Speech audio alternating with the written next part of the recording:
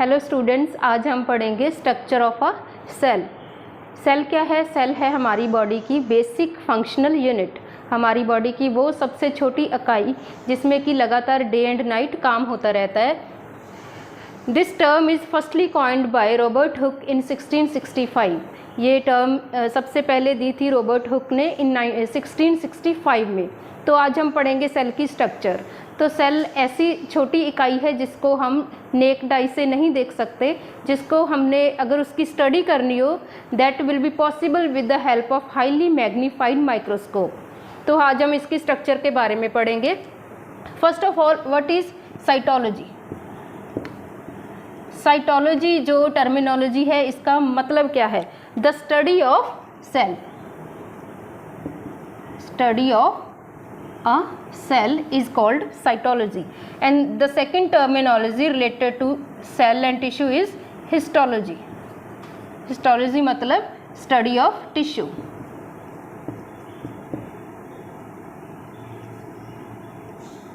क्योंकि हमें पता है कि बेसिक यूनिट, फंक्शनल यूनिट तो हमारी बॉडी की सेल है, और सेल कंबाइनली बनते हैं। सेल मिलके क्या बनाते हैं? टिश्यू, एंड टिश्यू मिलके बनाते हैं एन ऑर्गन, और group of organ form organ system. आज हम सेल की स्ट्रक्चर के बारे में पढ़ेंगे। और सेल मिलके बनाते हैं टिश्यू, और टिश्यू मिलके बनाते हैं कोई भी organ. For example liver, pancreas, कोई भी ऑर्गन की आप एग्जांपल ले लो। और ये सभी ऑर्गन जो है मिल के पूरा बना देंगे हमारा, फॉर एग्जांपल डाइजेस्टिव सिस्टम। ऐसे ही सभी सिस्टम बनते हैं, different organ combinely form the system.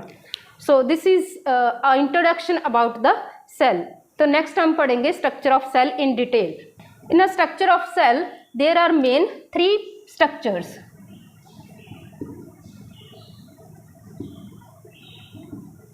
एक सेल जो है 3 मेन पार्ट्स में हम इसे डिवाइड कर सकते हैं, 3 मेन स्ट्रक्चर्स में इसे हम डिवाइड कर सकते हैं। First is outer membrane, that is called cell membrane. Cell membrane और plasma membrane, this is the outer covering of a cell. Then there is presence of nucleus in the center, near about in the center of cell. This is the second structure of a cell, that is nucleus. This may be present in the center, may be slightly upward or downward to the center. Then third is this portion, this is called cytoplasm.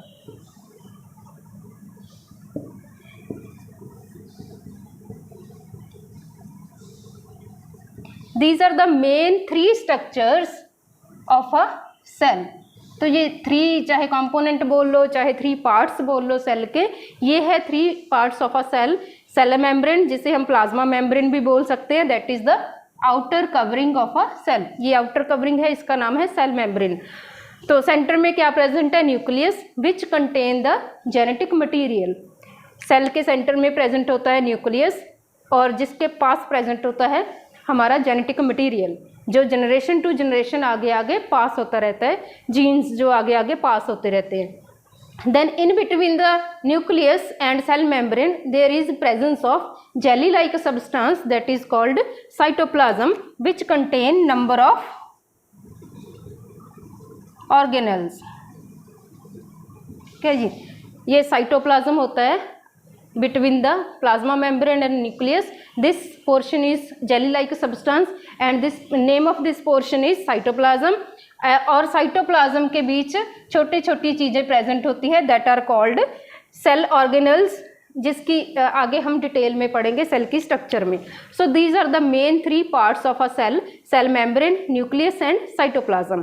तो सबसे पहले हमने करना है detail study of cell membrane, और we can say plasma membrane. तो सबसे पहले हमने करनी है आउटर कवरिंग की डिटेल स्टडी कि प्लाज्मा मेम्ब्रेन जो होती है, सेल मेम्ब्रेन जो होती है, वो कौन कौन सी चीज़ें मिलके बनाती है ये outer covering of a cell, plasma membrane.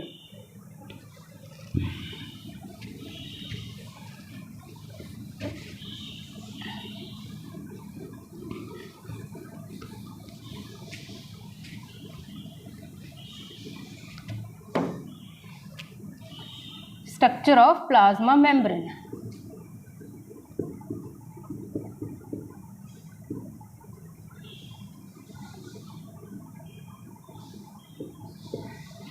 Plasma membrane की अगर हम डिटेल स्टडी करें, that is the outer covering of a cell, we can say outer envelope of a cell. Envelope मतलब जो है प्रोटेक्शन प्रोवाइड करता है सेल को, है ना, सेल को एक शेप देता है, एक साइज देता है, वो है प्लाज्मा मेम्ब्रेन। अगर हम इसकी डिटेल स्टडी करें तो प्लाज्मा मेम्ब्रेन क्या है, आउटर कवरिंग तो है ही ये, और ये क्या करती है, फॉर एग्जांपल ये हमारा सेल है, ये इसकी प्लाज्मा मेम्ब्रेन है ये वाली, और सेंटर में न्यूक्लियस है। और प्लाज्मा मेम्ब्रेन एक तो आउटर कवरिंग है इसकी, सेल को प्रोटेक्शन प्रोवाइड करती है, इसकी स्ट्रक्चर हम पढ़ेंगे आगे चल के डिटेल में। और एक ये डिफ्रेंशिएट करती है ये इनर वाले पोर्शन को जिसमें जेली लाइक फ्लूइड है, that is called intracellular fluid. ये इसे डिफ्रेंशिएट करती है from the extra cellular fluid से। So plasma membrane that is semi permeable in nature and it differentiate the extra cellular fluid from the intracellular fluid. ये क्या है, semi permeable in nature है, through which small molecules can pass in and can pass out. तो ये ऐसी है इसकी structure जो हम अभी पढ़ेंगे कि ये सेमी परमिएबल है, मतलब कुछ चीज़ों को ये अलाउ करती है एंटर एंड आउट होने के लिए, और कुछ जो बड़े मॉलिक्यूल्स होते हैं लाइक प्रोटीन्स, आरबीसीज, डब्ल्यूबीसीज वगैरह, उनको ये अलाउ नहीं करती। So it is called semi permeable in nature. Some molecules जो है छोटे छोटे ग्लूकोज हो गए, कार्बन डाइऑक्साइड हो गया, ऑक्सीजन हो गया, that are allowed to enter and to get out from this membrane, but large molecules can't allow to pass through this membrane. And the second is it differentiate the extracellular fluid from the intracellular fluid. तो अभी हम करेंगे इसकी detail structure. अगर इसकी structure draw करें हम, this plasma membrane की कंपोजिशन पहले हमने लिखनी है। What is the composition of plasma membrane. Plasma membrane की कंपोजिशन में है हमारा, ये प्रोटीन की बनी होती है, प्रोटीन की नियर अबाउट 55% इसकी स्ट्रक्चर प्रोटीन की बनी है। देन लिपिड्स की बनी है नियर अबाउट 40%, और ये कार्बोहाइड्रेट्स की बनी है, दैट इज नियर अबाउट 5%। तो ये मेन कंपोजिशन क्या है प्लाज्मा मेम्ब्रेन, किन चीज़ों से मिलके ये बनी है, प्रोटीन्स की, लिपिड लेयर की एंड कार्बोहाइड्रेट्स की। अभी हम करेंगे स्ट्रक्चर ड्रॉ करेंगे प्लाज्मा मेम्ब्रेन की। तो यहाँ पे हम स्ट्रक्चर ड्रॉ कर लेते हैं प्लाज्मा मेम्ब्रेन की छोटी सी। तो सबसे पहले लिपिड्स लेयर जो है वो कैसी होती है।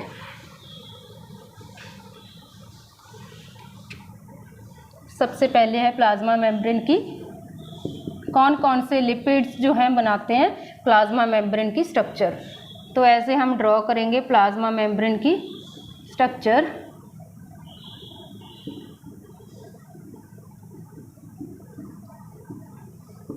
Plasma membrane is formed by 2 types of lipids, that are phospholipids and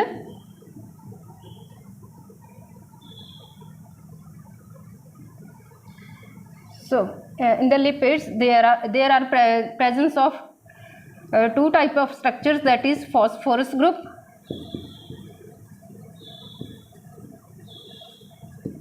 and the second one is the fatty acid.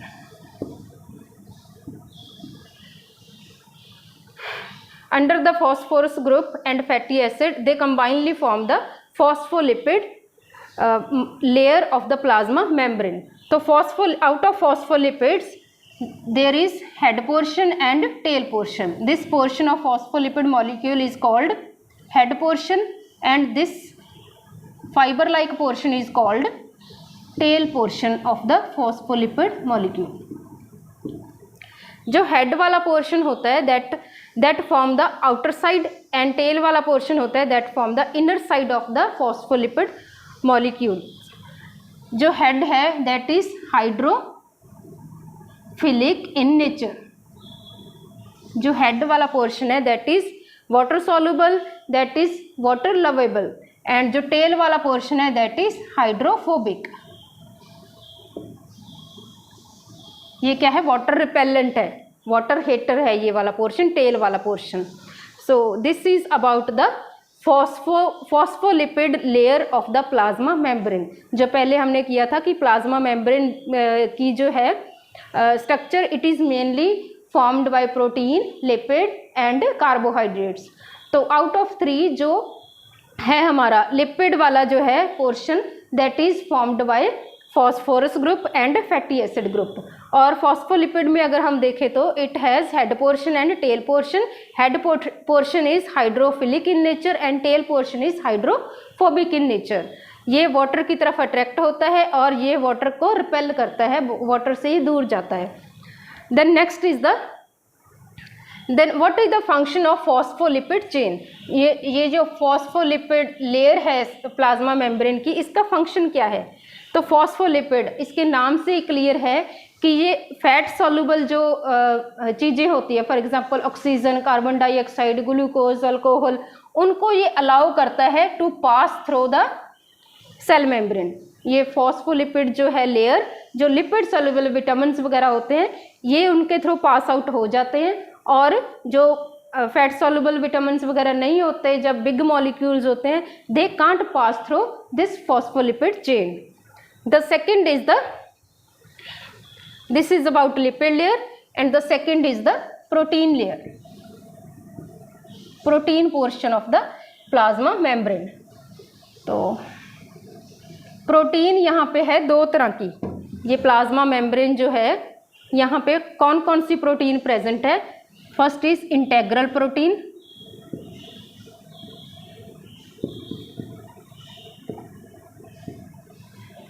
जिसे बोलते हैं, सेकंड नेम है इसका trans membrane protein. Then second one is the peripheral protein.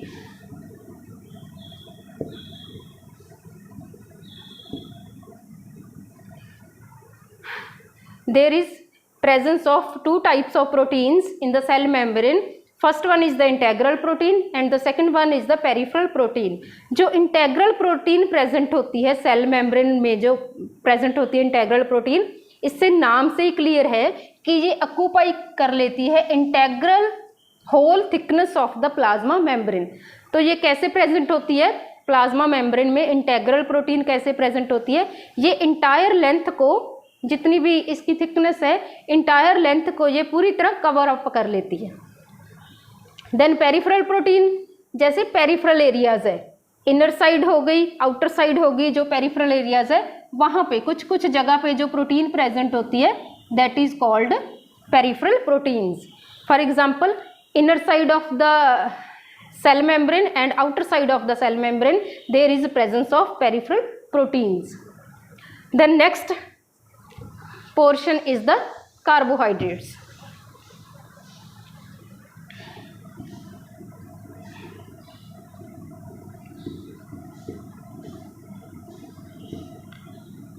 तो ऐसे इधर भी आप ड्रॉ कर लीजिए, तो ये पूरी तरह स्ट्रक्चर क्लियर हो जाएगी कि कैसे होती है स्ट्रक्चर हमारी प्लाज्मा मेम्ब्रेन की। The third portion was the third composition was the carbohydrates.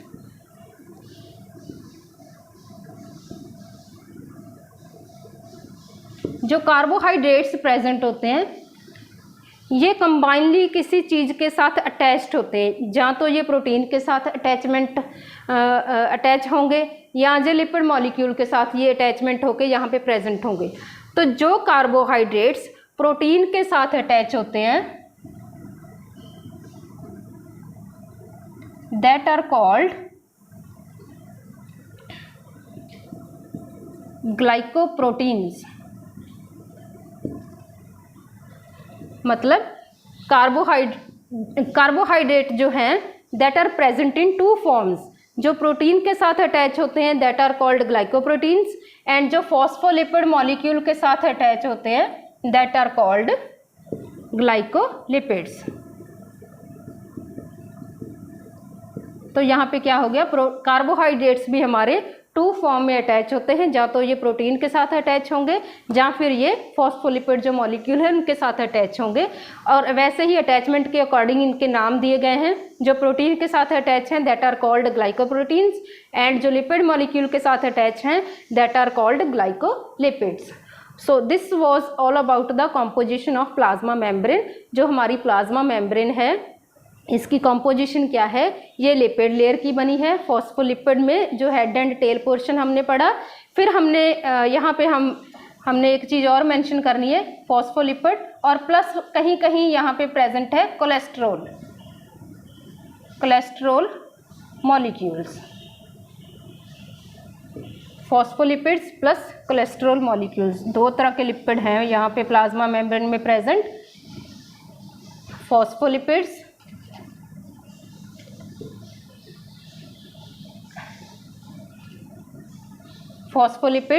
जो हेड एंड टेल पोर्शन बनाते हैं, एंड कोलेस्ट्रॉल मॉलिक्यूल जो कि कहीं कहीं पे प्रेजेंट होते हैं ऐसे, जो ये सॉफ्ट पोर्शन है फॉस्फोलिपिड का, उनको ये स्ट्रेंथ प्रोवाइड करते हैं।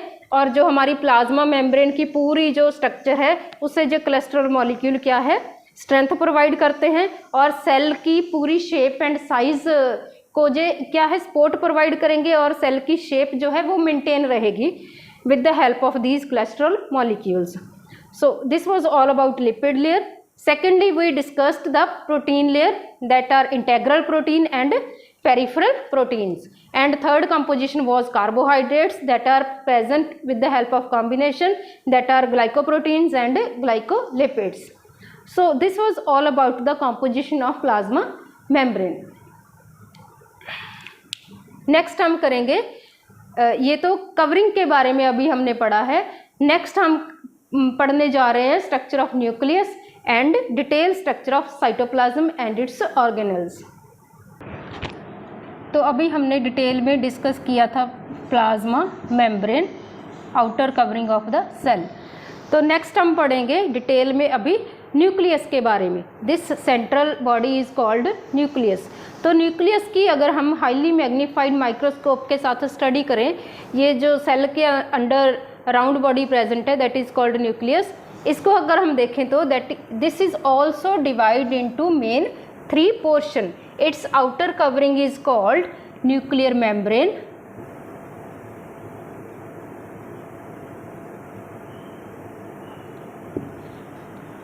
this is the outer covering of nucleus, this is called nuclear membrane।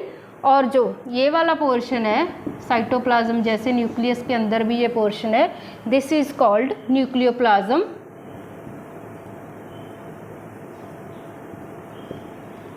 And inside the nucleus this round portion is called nucleolus.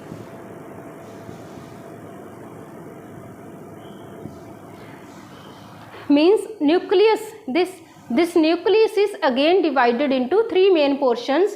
Outer covering is nuclear membrane, inner cytoplasm like portion is called nucleoplasm, and in the nucleus center there is presence of nucleolus. So these are the main 3 portion of a nucleus. अभी nuclear membrane क्या है? Nuclear membrane is the outer covering of a nucleus. This is also semi-permeable in nature and it make a connection between nucleoplasm and cytoplasm. तो nuclear membrane क्या है? ये हमारी plasma membrane की तरह ही ये भी सेमी परमिएबल इन नेचर है। पोर्स प्रेजेंट है, यहाँ पे पोरस है ये, और ये क्या करती है दोनों के बीच कनेक्शन बनाती है। न्यूक्लियोप्लाज्म में एंड साइटोप्लाज्म के बीच, दोनों के बीच में ये कनेक्शन बनाएगी जो न्यूक्लियर मेम्ब्रेन है। Then what is nucleoplasm? ये center portion is called nucleoplasm which contain the genetic material in the form of DNA। तो न्यूक्लियोप्लाज्म में क्या है प्रेजेंट? जेनेटिक इन्फॉर्मेशन यहाँ पे प्रेजेंट होती है in the form of DNA। Then what is nucleolus? This central portion is called nucleolus. This is the main portion which is present in the center of nucleus which contain genetic information in the form of RNA and they take part in the protein synthesis and they mainly control the cell division। यहाँ पे chromosomes present होते हैं और ये क्या करता है, nucleolus genetic material store करके रखता है और इसका काम क्या है, अदर सेल एक्टिविटीज़ को ये कंट्रोल करके रखता है और ये हमारा जो है जीन्स जो जनरेशन टू जनरेशन पास होना है, कौन से करेक्टर आगे जनरेशन में पास होने हैं, that are also controlled by the nucleolus। so this is all about three main portion of the nucleus। तो next हम पढ़ेंगे other organelles and cytoplasm के बारे में। तो थर्ड था हमारा main cytoplasm and its organelles। cytoplasm which contain organelles।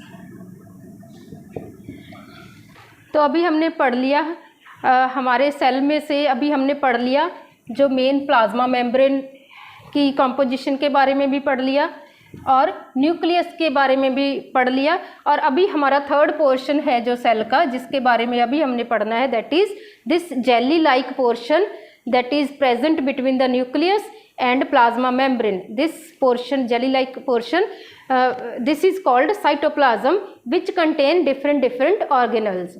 तो इसमें different number of organelles present है। फॉर एग्जांपल यहाँ पे माइटोकॉन्ड्रिया प्रेजेंट है, यहाँ पे माइक्रोट्यूब्यूल्स प्रेजेंट है, यहाँ पे rough and smooth endoplasmic reticulum present है, यहाँ पे ट्यूब लाइक माइक्रोट्यूब्यूल्स भी प्रेजेंट है और यहाँ पे गोल्गी बॉडीज प्रेजेंट है, लाइजोसोम्स प्रेजेंट है एंड राइबोसोम्स प्रेजेंट है।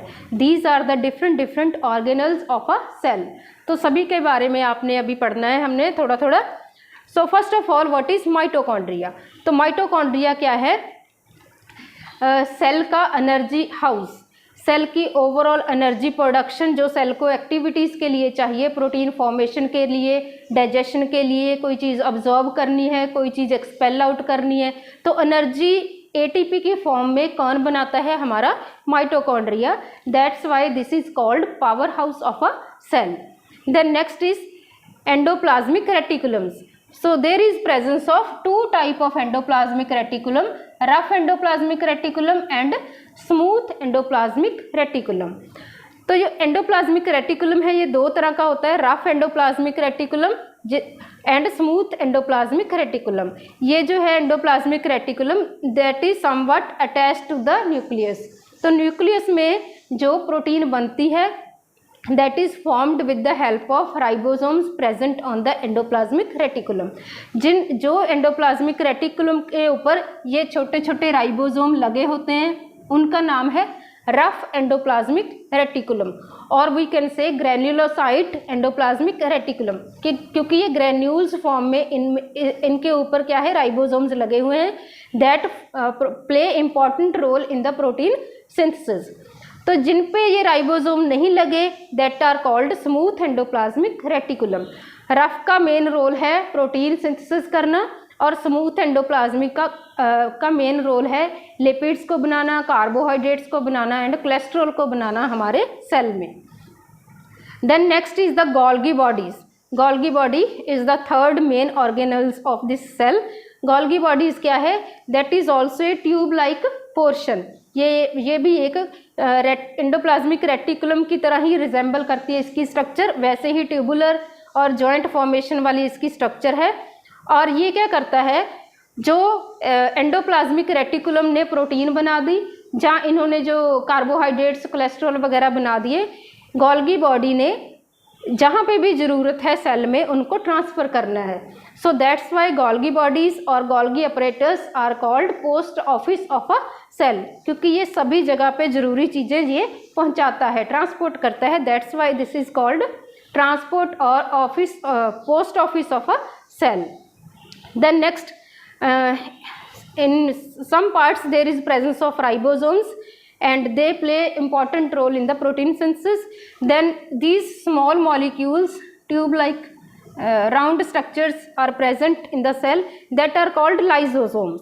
तो लाइजोसोम्स का क्या फंक्शन है, जब भी सेल के डिफरेंट ऑर्गेनल्स वर्क करते हैं तो डेफिनेटली वहाँ पे प्रोडक्शन, वेस्ट प्रोडक्शन भी, cell debris, cell waste material की प्रोडक्शन भी होगी, जहाँ पे कोई भी जो है सेल में एक्टिविटीज़ हो रही हैं। तो एक्स्ट्रा जो मटेरियल है, जो अनवांटेड मटेरियल है, that is digested by the lysosomes. वो अनवांटेड मटेरियल जो है उनको सेल में से ख़त्म कौन करता है, दैट आर लाइसोसोम्स। तो ये वहाँ पे उस सब्सटेंसेस को जो ज़रूरी नहीं है उनको इनगल्फ कर लेते हैं और डिस्ट्रॉय कर देते हैं, ख़त्म कर देते हैं by the process of phagocytosis. So this is all about the organelles and cytoplasm. Jelly like substance है ये, और इसमें डिफरेंट ऑर्गेनल्स प्रेजेंट हैं और सभी ऑर्गन के बारे में हमने अभी पढ़ लिया।